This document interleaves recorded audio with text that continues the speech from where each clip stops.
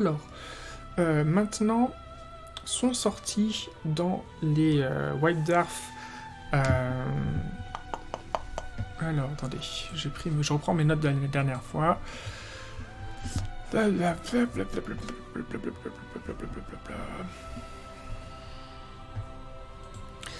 Dans les White Dwarf 455, 457 et 459, 3 tribus. Voilà, ils appellent ça des tribus. Donc, le premier en 455, c'est la mâchoire de Mork. La mâchoire de Mork, qui est donc un clan pour les Moon Clans. Non, pour les Squig. Pour les Squig. On a le Glogs, la méga-mob de Glog, qui est à la destination des Troggoth, qui est sortie dans le White Dwarf 457, et la tribu Grimscuttle, qui est sortie dans le White Dwarf 459. Donc le plus récemment, 459, c'était quoi? C'était décembre, je crois. Décembre, bon bref, on va pas réfléchir sur, on s'en fout.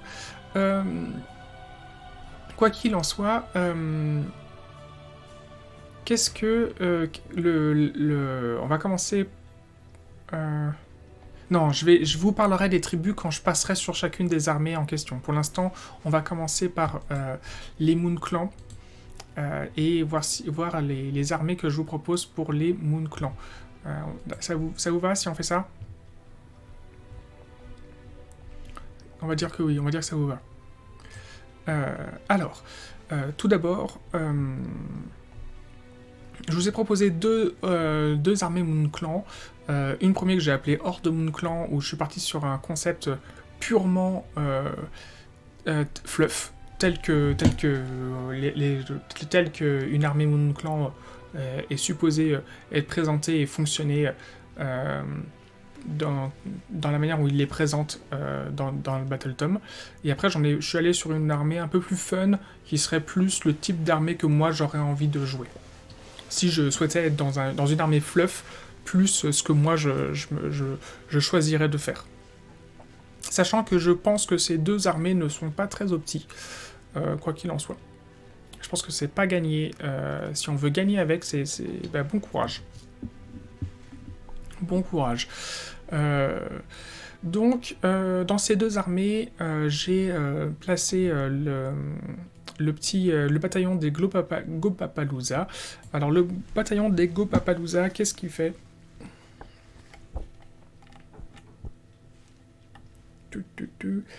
Il permet d'ajouter 1 au lancement des combines des Gopapalooza si une figurine de ce bataillon tant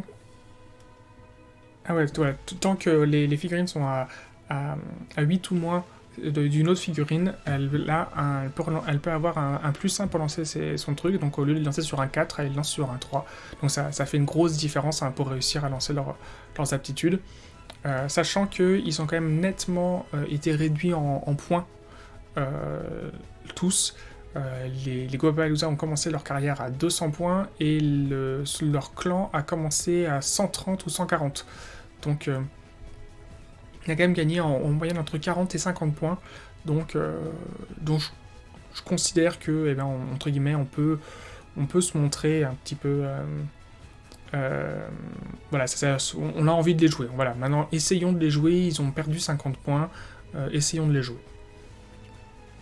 Voilà, donc pour moins de 300 points, c'est quand même... je ne sais pas si vous vous souvenez, il y a 2 semaines, quand je vous ai présenté les héros, on a quand même de multiples scénarios de bonus et d'options de synergie grâce à eux. Voilà, et ça nous fait 2 sorciers en plus qui ne sont pas des on a 2 sorciers qui ne sont pas des... Comment ça s'appelle? Des leaders, des héros, donc c'est plutôt cool. Alors, ils n'ont pas accès au domaine des Moon Clans, par contre, ils peuvent lancer des sorts persistants. Prenez ça en compte. Ensuite, j'ai choisi, donc on part sur une pure horde de... de gobelins. Donc voilà, 60 stabas, 40 stabas, 20 stabas. Donc ça nous fait quand même un total de 120 stabas alignés sur la table. Ça prend de la place, mais ça tient les objectifs. L'intérêt, c'est de prendre les objectifs et de les tenir. Vous allez avoir 2 fois 6 Sneaky Snuffler et 5 Loon Smasha pour répartir vos bonus. Je vous rappelle que les 6 que vous pouvez, donc Sneaky Snuffler rajoute plus une attaque, Sport Splatter rajoute aussi plus une attaque, donc ça peut tout à fait être efficace de jouer avec ça. Sachant que donc de base, vos 60 stabas, ça fait un total de 78 attaques, donc vous pouvez aisément tripler ces 78 attaques, et si vraiment vous cherchez un petit peu la guerre, eh bien vous pouvez quadrupler ces attaques, mais vous allez perdre quelques figurines au passage. Et donc ça vous fait vos trois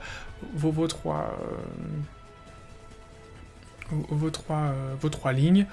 On pourrait mettre à la place de 20 stabas 20 shootas, mais je trouve quand même que le 5+, pour toucher au corps à corps des shootas est vraiment trop en deçà en termes d'effet par rapport aux Kitrou qui sont sur du 4+, 4+, ou 4+3+. Le Kitrou 4+. C'est ça, bah voilà, on est sur du 4+, et les Kitranches des shootas, donc au corps à corps, sont sur du 5+. Donc en fait, la différence d'effet est quand même considérable. Donc voilà. Et on a quand même 10 sports splata pour avoir un gros effet de rayon pour le bonus, et 5 Loon Macha, donc qui vont cogner, et quand même les 10 sports splata et les 5 Loon Macha, au moment, ils vont chacun quand même, ils ont un potentiel chacun de 30 attaques, avec un potentiel maximum de 90 attaques. C'est du potentiel, parce qu'on est vraiment sur du D3, D6 attaques, D3 dégâts, donc bien sûr, là je mets les stats en potentiel maximum, pour que ça fasse un peu rêver. Enfin, j'ai ajouté dedans Skargroth, forcément, en tant que général, pour pouvoir gérer la mauvaise lune au maximum. Ça nous fait donc un 3e sorcier. Et j'ai mis 2 Loon Boss. Parce qu'il faut ça pour synergiser vos 120 stabas. Il vous faut 2 Loon Boss, clairement. Qu'est-ce que j'allais dire vous avez donc accès à 2 objets magiques, et effectivement, là pour le coup, on va aller équiper les 2 Loon Boss, parce que le Skargroth est nommé, donc il ne peut pas avoir d'objet, et que donc vous avez ça. Donc alors, on va très très vite repasser sur les objets magiques accessibles au Loon Boss. Et le premier, vous allez lui mettre...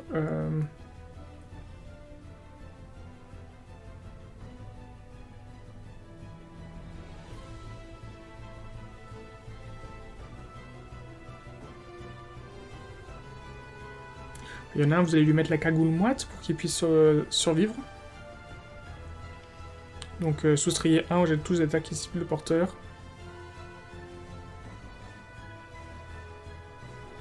Et puis il y en a un, vous allez lui mettre l'aiguillon malveillant. Donc je pense que celui qui accompagnera les 60 stabas, vous lui mettrez la cagoule moite, parce qu'en fait il synergise la très grosse unité. Et celui qui qui va gérer un petit peu entre les Sneaky Snuffler et les 20 stabas, les 40 stabas, et qui va réussir, il faudra gérer à les faire rentrer dans les 12 pouces du gars, eh bien, vous lui mettrez le truc qui fait des attaques, des dégâts en fonction de vos unités autour. Donc le premier item. Si vous avez besoin d'un socle plus grand, je crois qu'il est sur un socle de 32 mm, le Loon Boss de base à pied. Si vous avez besoin d'un socle plus grand, vous allez prendre celui qui est accompagné d'un pet qui est à 110 points, ou 100 points, ou 110 points, je crois 110 points, et à ce moment-là, vous dégagez la Malevolent Moon, qui donc est à 40 points, et vous retombez sur vos 2000 points. L'Arachna Cauldron, vous le prenez, vous l'utilisez pour votre Skargroth, et comme Skargroth il sera planqué derrière vos unités de stabas, ou au milieu de vos unités de stabas, et ben vous shooterez des stabas à la place, et vous retirez pas des points de vie à Skargroth, et vous lancerez des sorts très efficaces avec lui. Donc voilà, là actuellement on est quand même sur une armée en 11 poses. Je pense qu'elle peut tout à fait être efficace. Je pense qu'il y a des armées qui vont la déboîter, mais dans les faits, je pense qu'elle peut être tout à fait efficace. Mais on n'est pas sur une option ultra optimisée, parce qu'en fait on est sur un total de 270 attaques pour un potentiel de 417 dégâts par phase, enfin par tour. Dans les faits, en fait, on est ce genre de variabilité montre à quel point ça paraît impressionnant. Hein. Je sais pas si vous vous souvenez les stats des Stormcast Eternal ou des Slave to Darkness. On était sur ici une centaine de touches, centaine d'attaques pour au mieux 200 dégâts. Au mieux. Et en fait, là, ça veut bien dire ce que ça veut dire. C'est qu'en fait, c'est très, très, très, très variable. En fait, vous avez une flopée d'attaques, une monstruosité d'attaques sur le papier. Mais en fait, dans les faits, il y en a très peu qui vont passer. Après, l'intérêt, c'est que vous êtes quand même sur une armée assez populeuse. Alors là, il y a un problème. Pourquoi il me dit 67 figurines Donc là ici, je suis désolé bonhomme, mais... Ah oui, bah c'est ça. On est à 42. Voilà, on a 154 figurines sur la table.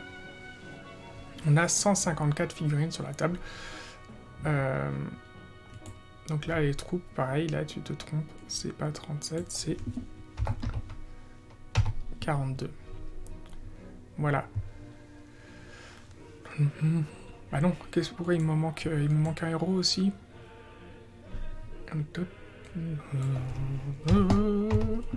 Voilà, on a un total de 155 figurines, pardon, dont 152 troupes. Donc on est quand même sur une armée très populeuse. Il y a moyen de tenir du terrain. Il y a absolument moyen d'occuper le terrain, ce qui n'était pas le cas. Hein. Souvenez-vous des armées Stormcast et des armées Slave to Darkness que je vous présentais. On était sur 3 fois moins de figurines. Si on atteignait les 60 figurines, c'était un max. C'était un grand max. Donc là, on est quand même sur... en général, on était plutôt autour de 49 figurines. Donc voilà. Là aussi, hein, chez les bestiaux... Chez les Clone Spy Guides, on a des armées qui sont beaucoup moins peuplées, mais là on est quand même sur un concept d'armée qui est supposé être peuplé.